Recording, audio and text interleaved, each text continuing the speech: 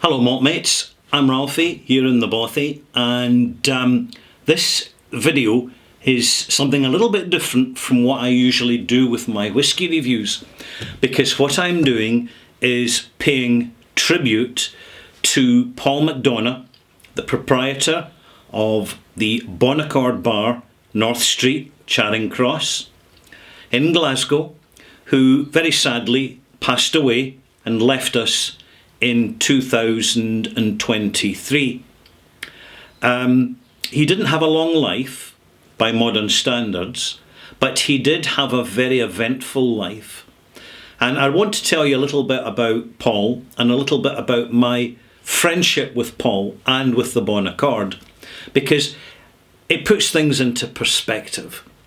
Now, I first met Paul, it must have been in about 2001, 2002, when Glasgow's Whisky Club was looking for new premises with enough space to accommodate 20 people. Because when Glasgow's Whisky Club first started, there were only about a dozen people in it. And it met at the Pot Still Whisky Bar in Hope Street, which is a great little bar to visit if you like whisky, but there's not a lot of space. It's a small bar. So we had to find a new home as a whisky club, and a few other venues were considered until Paul spoke to someone who mentioned the whisky club, who then approached him, and he said, well, I'll tell you what, if you come in on a quiet night of the week, we'll give you the space round the back. So a small group within Glasgow's Whisky Club, including myself, rolled up to the Bon Accord, and we made ourselves comfortable. We had something to eat. The food was lovely. And this gentleman came round, a large gentleman, big man, physically, grey hair, quite a red face, and he introduced himself. But you could see at the same time as he was introducing himself, he was scanning us all. He was sussing us out, which he did very successfully. He had a lifetime's experience of doing that, being a traditional publican. I had noticed actually when I entered the Bon Accord back in 2001, a pub that I'd been in before. In fact, it was the first ever bar that I entered as a 16-year-old boy back in 1970s, the mid-1970s. And I was to pick up my dad because of a train strike. So I had a feel for the place, and it had something special about it. And I kind of mentioned to the other folk in Glasgow's Whisky Club, he said, this is really central.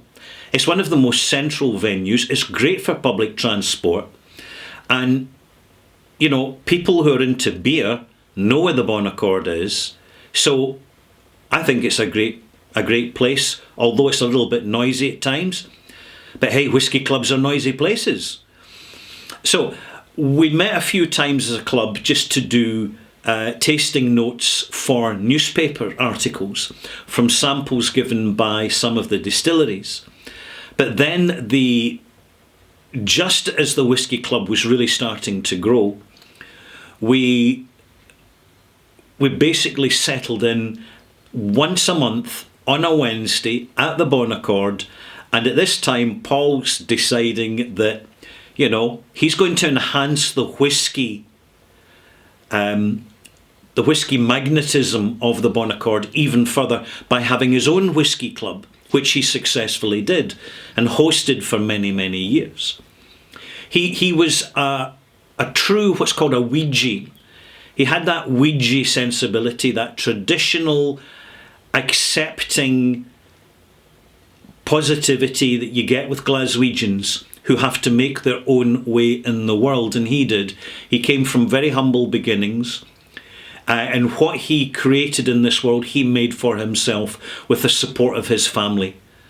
And it was a good family, and is a good family.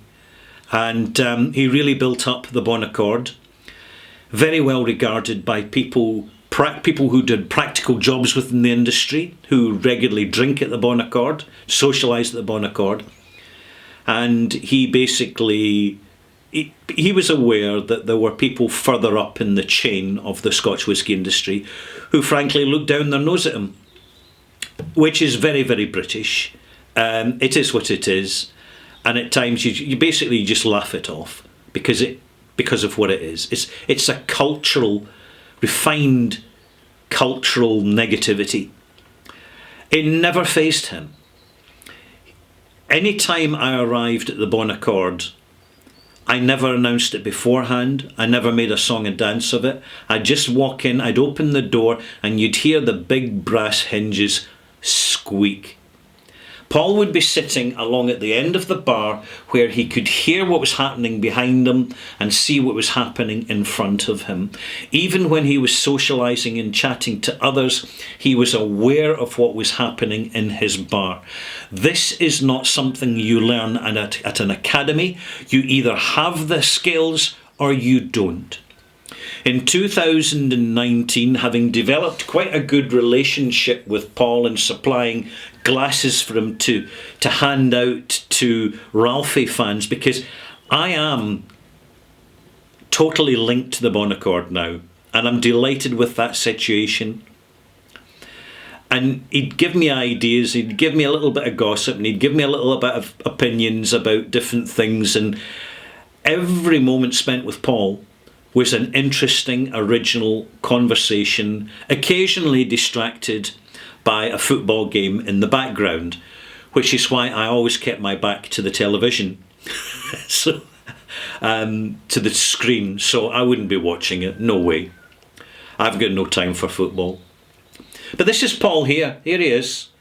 We're standing at the bar, and this is me here, and I'm holding up a bottle of 24-year-old Springbank, which Springbank Distilleries bottled 2 of these bottles for me to celebrate my 10th anniversary of the channel in 2019.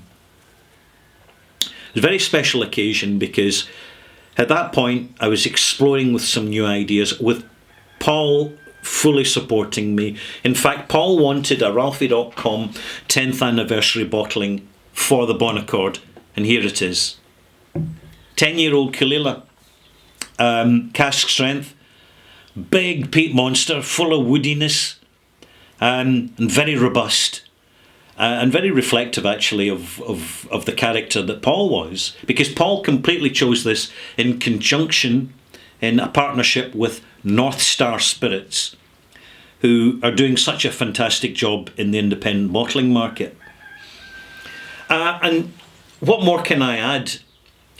I have heard his life story of his starting out in a factory, volunteering to work the bar in a local bowling club, a bowling club in Barrhead that he never ever let off his radar. He always supported that bowling club, and his family still do.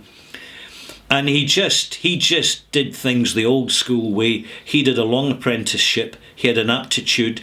When he got his first bar job, he was a manager within the year. Right, and then he realised, if you're going to work for yourself. And that's what he did. He took over a couple of bars, one of which he had to get rid of, because it was the wrong bar in the wrong place at the wrong time, with the wrong people. But the one he really wanted was the Bon Accord. He saw the potential of that bar. He followed through, and he made it what it is. And it's delightful, and it's special to me, to be honest. Not just to have known this man, but to know the Bon Accord. And when I walk in to that bar, which I'll do soon, because it's never too long, he'll still be there because his family are there. And they're a lovely, lovely family, and it's a privilege to know them and to connect with them. And with the bar itself, that's highly unusual. I never would have thought, as a 16-year-old boy being sent into a bar for the first time by my mother to pick up my dad, that I would ever have this quality and intensity of connection. But it's just the way it goes. You know, we all make plans in life whilst life makes plans for us. And life's plans that were for Paul were he wouldn't enjoy a long life, but he would enjoy a very productive and successful life. Because Some people can live to their 90s and have nothing to show for their life. This man's lived his 60s and he had everything to show for his life. And unlike for the majority of people, for Paul, his legacy lives on at the Bon Accord, and that is one of the best tributes, far, far better than a cold stone in a graveyard somewhere, is to have a living, breathing, authentic, independent whiskey bar that serves really good beer, and the whole world comes through these doors and enjoys a malt moment. There we are. I've done it. I was going to pour a wee glass of whiskey to toast Paul, but there's really no need. I don't want to engineer any little cliches in, but there's an old Scottish saying that says, "May old acquaintance be forgot." Right? In other words, let us not forget our old acquaintances. For Auld Lang Syne. Auld Lang Syne is for long since gone, because the past and the people who have inhabited our past never fade from memory until we let it happen. But it's not going to happen for Paul, because Paul had friends, and we cherish his memory.